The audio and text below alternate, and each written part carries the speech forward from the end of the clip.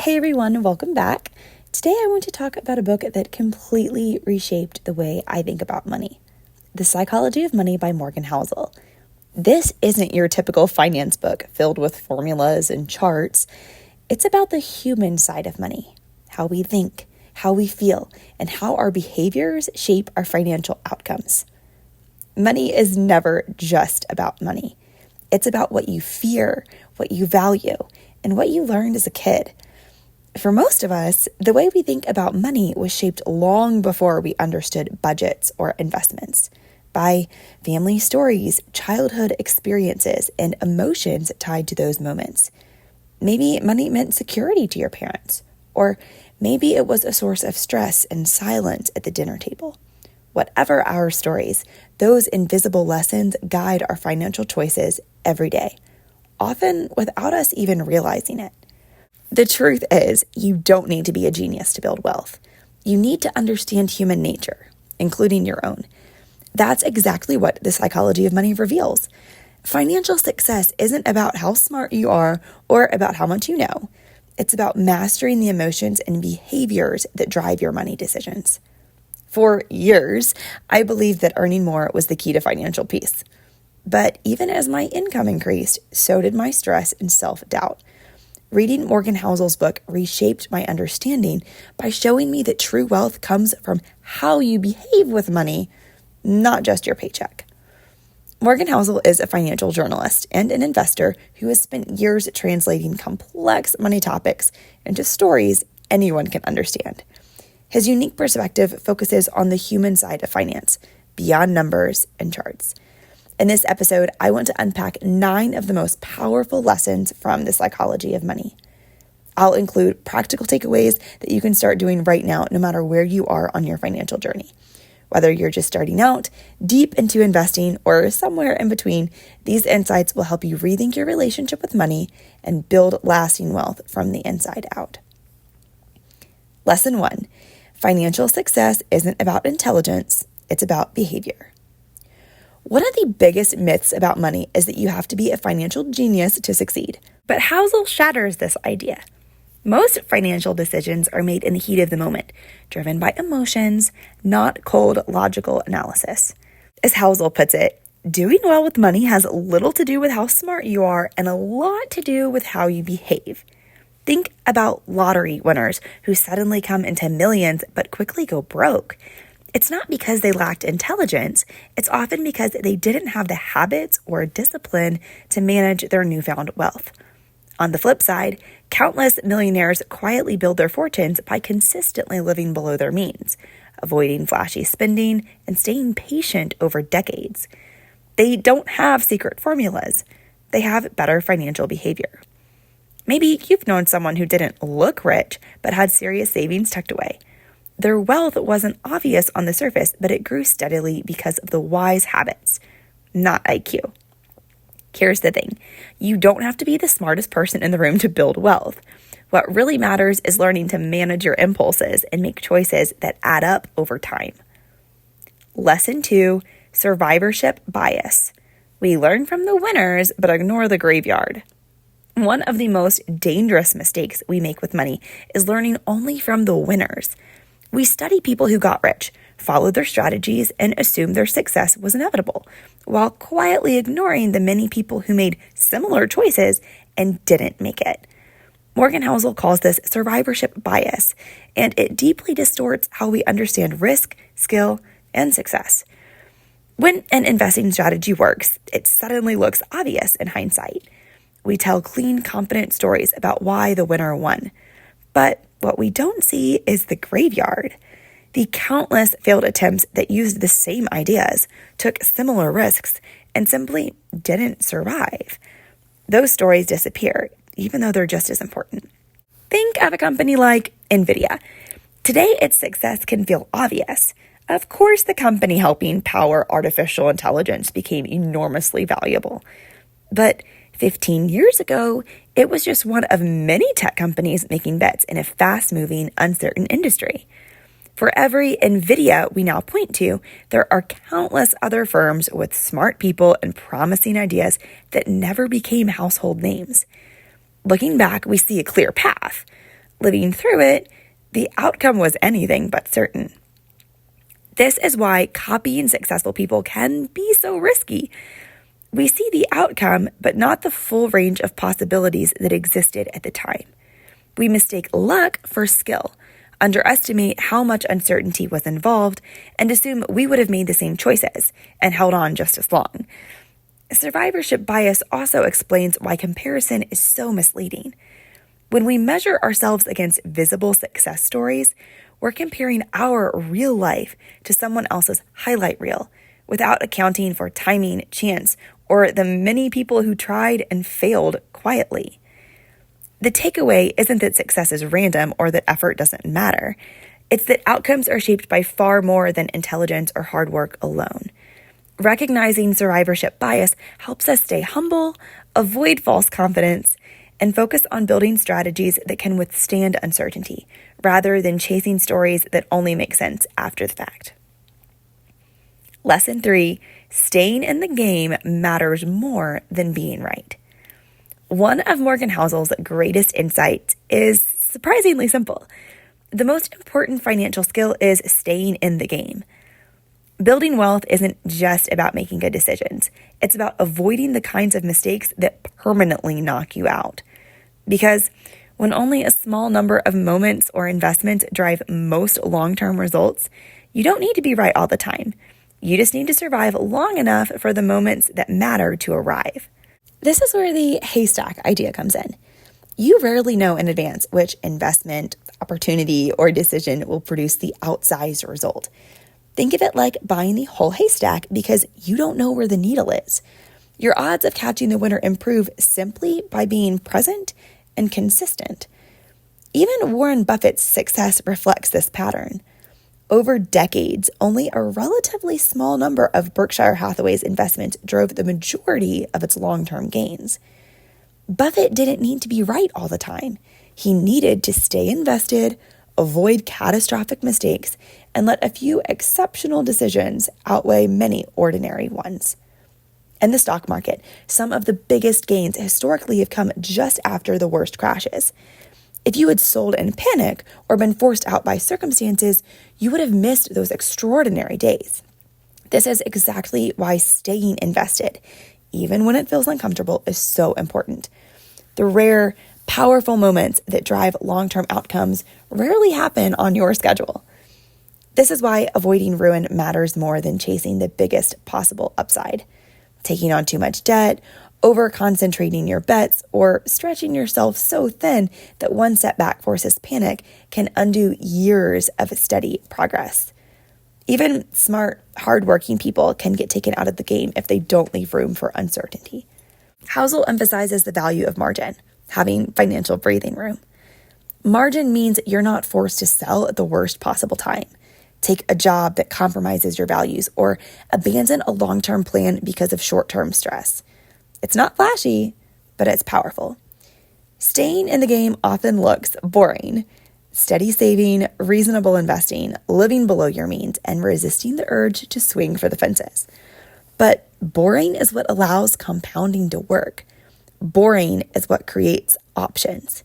And boring is what gives you the emotional stability to stick with your plan when fear or doubt show up. The takeaway is clear. You don't win with money by being perfect. You win by being durable. By protecting yourself from catastrophic mistakes and staying present for the rare moments that matter, you give time and compounding the chance to do what they do best, quietly, steadily, and over the long haul. Lesson 4, reasonable beats rational. One of the most subtle but powerful lessons in the psychology of money is this. You don't need to be perfectly rational to succeed with money. You need to be reasonable enough to stick with a plan. Morgan Housel points out that humans are emotional beings. We overthink, overreact, or give up when things get uncomfortable. Trying to follow a mathematically perfect strategy often fails in the real world because it's emotionally intolerable. On the other hand, a plan that you can actually follow consistently is far more effective, even if it might look suboptimal on the surface. Think of it like this. An investment strategy that looks perfect on paper is useless if you panic and abandon it during a downturn. But a plan that is slightly imperfect, yet emotionally tolerable, will survive storms and capture long-term growth. This resonates especially for anyone who feels behind, intimidated, or like they need to be an expert to make progress. You don't have to be brilliant to build wealth. You just need a plan you can live with, one that fits your life, your risk tolerance, and your personality. Reasonable choices made consistently over time compound into extraordinary results. The takeaway: don't let the pursuit of perfection keep you from making progress. Focus on what you can actually follow and give yourself permission to be human along the way. Lesson 5, time in the market beats high returns. Warren Buffett started investing at just 10 years old, and he's still actively investing well into his 90s. The vast majority of his wealth was built later in life, proving a simple truth. Time in the market beats chasing high-yield wins any day. Had he started at 30 or retired at 60, none of us would be talking about him today. His success isn't about perfect timing. It's about patience, consistency, and staying in the game long enough for compounding to work its magic. This becomes even clearer when you compare him to someone like Jim Simmons, the legendary mathematician behind Renaissance technologies. His medallion fund produced jaw-dropping annualized returns of around 60% for decades, far higher than Buffett's roughly 20% gains. Yet Simmons didn't dedicate the same span of his life to compounding, so his strategy couldn't scale his personal wealth in the same way. That contrast highlights one of the most important lessons in investing. Longevity and persistence often matter more than headline returns. The takeaway is simple. Focus on being present in the game. Start early, stay consistent, and let time work for you. The extraordinary results come to those who survive and stick around for the moments that really matter. Lesson 6, wealth is what you don't see. One of the most important mindset shifts around money is this: wealth isn't what you flaunt, it's what you keep. As Morgan Housel writes, spending money to show people how much money you have is the fastest way to have less money. We're surrounded by curated images of luxury, designer bags, dream vacations, sleek cars. But those things only show what someone spent, not what they saved. And ironically, the more people spend to look wealthy, the less financial freedom they often have. Real wealth is quiet. It doesn't usually show up on Instagram. It shows up in the form of having options, like turning down a job that doesn't align with your values, taking time off when you need it, or sleeping well because you're not buried in debt. If you've ever been tempted to measure success by what you can display, try flipping the script. What if success looked like peace of mind instead of prestige? The takeaway: true wealth is invisible. It's not found in your closet or your car. It's found in your freedom, your flexibility, and your sense of security. Lesson 7, define your version of enough. One of the hardest financial skills isn't budgeting, saving, or even investing. It's learning how to say, this is enough. As Housel writes, the hardest financial skill is getting the goalpost to stop moving. He illustrates this with a compelling analogy. Imagine a rookie baseball player who signs a $500,000 contract. That's more money than he's ever seen. But soon, he's comparing himself to the teammate making $5 million. And that teammate, in turn, is looking at the star making $25 million. And that star, well, he might be eyeing the owner who's worth billions. The point is, there's always someone with more. Unless you define what enough means for you, you can easily spend your entire life chasing a finish line that continues to move. It's exhausting, and more importantly, it's unnecessary. True wealth isn't found in chasing more. It's found in knowing what actually satisfies. So, take a moment and ask yourself, what does enough look like in my life? Right now, in this season. Maybe it's paying off debt, or finally having breathing room in your budget. Maybe it's the freedom to say no, or time to spend with people you love. Because here's the thing, more isn't always better. Sometimes more is the very thing that gets in the way of enough. The real takeaway: defining your version of enough is one of the most powerful financial moves you can make. Lesson 8, save. Not for a reason, but for peace. We're used to thinking of saving as something we do for something, like a car, a vacation, a down payment for a house. But Housel flips that idea on its head. Savings without a spending goal gives you options and flexibility, the ability to wait, and the opportunity to act when the time is right. In other words, you don't need a reason to save. You need margin. Because life has a way of throwing curveballs: unexpected job changes, surprise opportunities, family emergencies, surprise car expenses. And when those moments come, having savings gives you room to breathe instead of panic. You don't have to start big. Even setting aside a small automatic amount each month builds the habit. It's not just about money, it's more about peace. Ultimately, saving gives you space, and space is what gives you peace. Lesson 9, everyone has a money story. Know yours. Our relationship with money is deeply personal, and it's shaped long before we ever get a paycheck. Housel points out that our financial beliefs are rooted in the stories we inherited from our families, culture, and the times we grow up in. For example, many people's parents or grandparents lived through significant economic hardships, like the Great Depression, wartime rationing, or recessions. These events didn't just affect one generation. They created financial mindsets that echo through families. The cautious savings habits of baby boomers often stem from those early experiences of scarcity and uncertainty.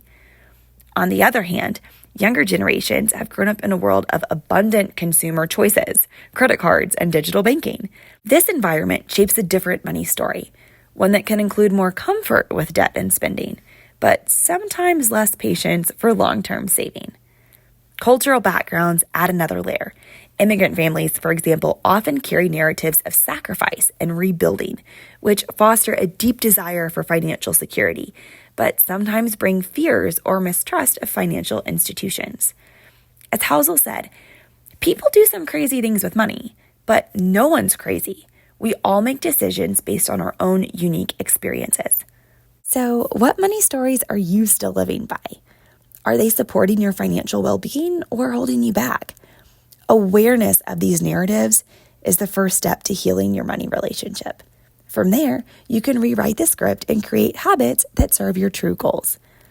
Bottom line, understanding your unique money story is not only insightful, but empowering. It allows you to break free from unconscious patterns and take control of your financial future. The librarian's thoughts. At the end of the day, money doesn't come with instructions. We're all figuring it out as we go. The psychology of money shows us that success isn't about being a financial genius. It starts with understanding yourself. We don't have to have it all perfectly mapped out right now. Every thoughtful choice you make, even the small ones, starts to build a better path forward. For me, one of the biggest takeaways has been learning to define what enough means in my own life. And honestly, this book has helped me see people and myself with more compassion. We all do things with money that might seem puzzling at first, but when you understand someone's background and story, it all makes sense. So here's my encouragement. Take a moment to know your own money story. Be kind with yourself, and then start shaping the next chapter with intention. And as always, the book is linked below if you want to read it for yourself. I highly recommend it. That's all for now. Take care, stay curious, and I'll see you next time.